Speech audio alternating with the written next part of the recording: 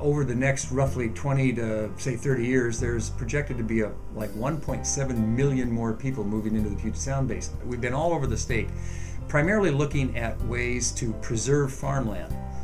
One of the stories I heard constantly from farmers was the desire they have to remain on their land and farm, but it's getting more and more difficult because of the rising development pressure.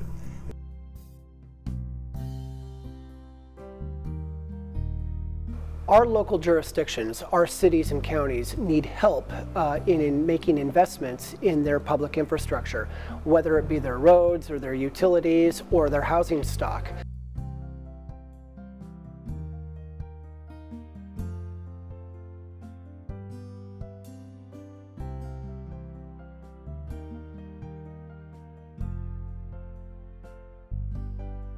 This was just an opportunity to find ways for infrastructure funding. At the same time, you were preserving farms and forest land. So it was just a perfect combination. In the short term, it will help provide jobs by stimulating economic growth and development in our urban areas, but at the same time it will protect our wild landscapes to be enjoyed by future generations. So by providing jobs in the near term and protecting our wild landscapes in the long term, it is a very smart piece of legislation.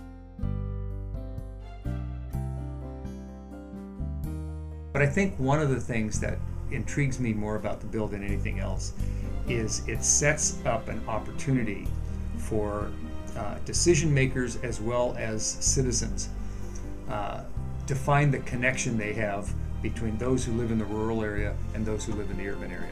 I think it's important to note that this bill is the first of its kind in the nation. This bill uses both tax increment financing combined with the transfer of development rights. I believe this will work statewide. So, you know, I think this is step one. Make it work, show that it can work in the densest area of the state.